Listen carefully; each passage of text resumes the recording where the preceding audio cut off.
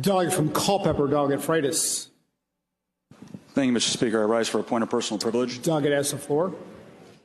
So, over the last several days, Mr. Speaker, there's been a lot of discussion about an open and honest debate with respect to school shootings, gun violence, gun control, etc.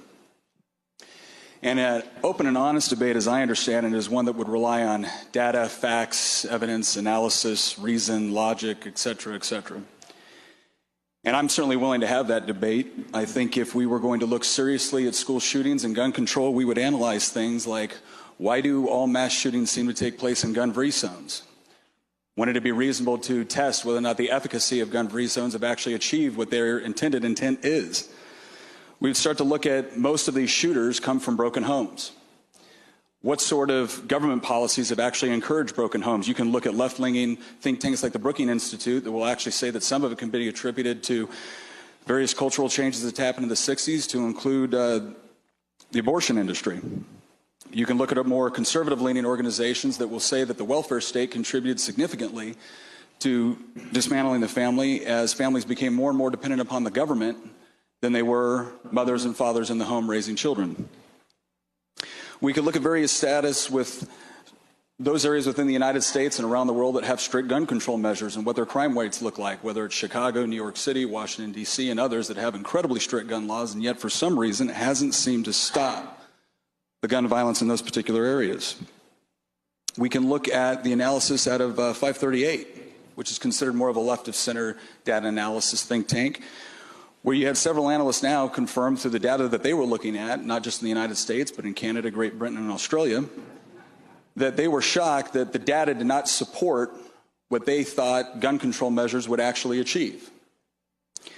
We can look at the number of cases within the United States where a gun has been used for self-defense.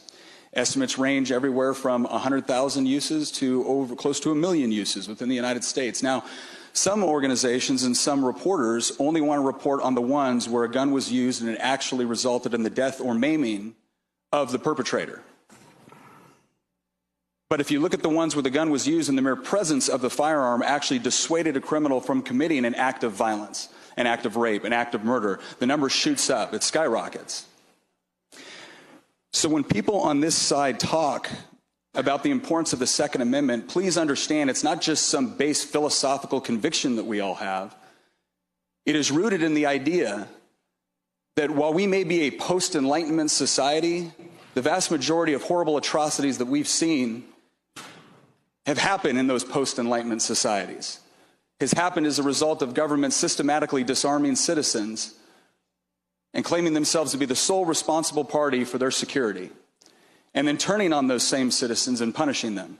That's the most egregious cases. But in the individual cases of self-defense, that's why the people on this side of the aisle hold the Second Amendment in such high esteem, because we honestly believe that you have an inherent right to defend yourself.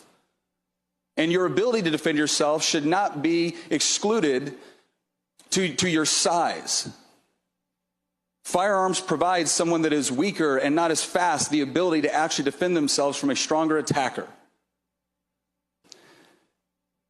Some of the other things that we would look at, and some of the things I would hope we would have bipartisan support for. All of us agree that we need to make sure that our students are better protected when they go to schools. One of the things that we would look at is arming certain teachers. Not every teacher, but a teacher that is comfortable with it, is former law enforcement, is former military, that is now in the classroom. Delegate Plum said yesterday that that was ridiculous to consider. Why? Is it because the other side of this debate will only accept one quote-unquote solution to this problem, and that is tearing apart or gutting the Second Amendment? And I understand, we're going to mention just a couple of the bills that were done this year, right? Background checks, getting rid of bump stocks. If you're wondering the other reason why we can't have an honest debate over this one is because, quite frankly, I don't think any of us on this side of the aisle believe you when you say that's all you want to do. It'll be bump stocks, it'll be background checks, then it'll be different kind of background checks that register the guns. Then after that, it'll be we need to ban assault weapons. What's an assault weapon? Something that looks scary. Then after that, it'll be semi-automatic rifles. After that, it'll be semi-automatic handguns. Then it'll be revolvers, shotguns. Because when the policies fail to produce the results you are promising to your constituents, you'll be back with more reasons on why we've got to infringe on Second Amendment rights. The other reason why it's really difficult to have an honest and open debate about this is because of this, members of this body comparing members on this side of the aisle to Nazis.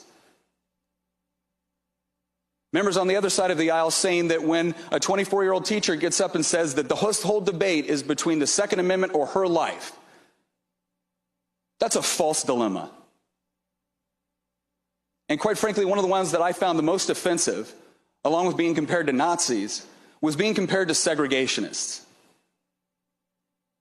I just want to remind everyone someone very quickly. It was not our party that supported slavery, that fought women's suffrage, that rounded up tens of thousands of Asian Americans and put them in concentration camps, that supported Jim Crow, that supported segregation, or supported mass resistance. That wasn't our party. That was the Democrat Party. Now, I'm thrilled that Democrats no longer believe that, and I don't believe that a single current member of this body who is a Democrat ever believe those things, but I would really appreciate it if every time you want to make a powerful point, you don't project the sins, the atrocities, and the injustices that the Democratic Party perpetrated on others onto us. So if we want to have an open and honest debate, I am all for that. Let's do that. But it does start with a certain degree of mutual respect. It starts with a certain degree of not assuming that the only reason why we believe in the Second Amendment is because the NRA paid us off. Well, if that's the sort of logic you want to use, why don't you go take a look at how much money the NRA spends and how much money Planned Parenthood spends? Because when I get up here and I talk about abortion, I don't assume that you're all bought and paid for by Planned Parenthood. I don't assume you're horrible people because I disagree with you on a policy position. I assume you have deep convictions and that we can have an argument and a debate about it. But if you're not willing to reciprocate that level of respect, well, don't be surprised when it becomes more difficult to talk about these things. Because there is a lot that we can do, and there is a lot that we need to do to ensure the security of our children and our citizens. But yes, we are going to have a problem with so-called solutions which infringe on people's liberty under the promise the government will provide for their security. Because ultimately in this last school shooting, we had a perfect example of government being engaged over 30 times and still failing to provide security for those students. Thank you, Mr. Speaker.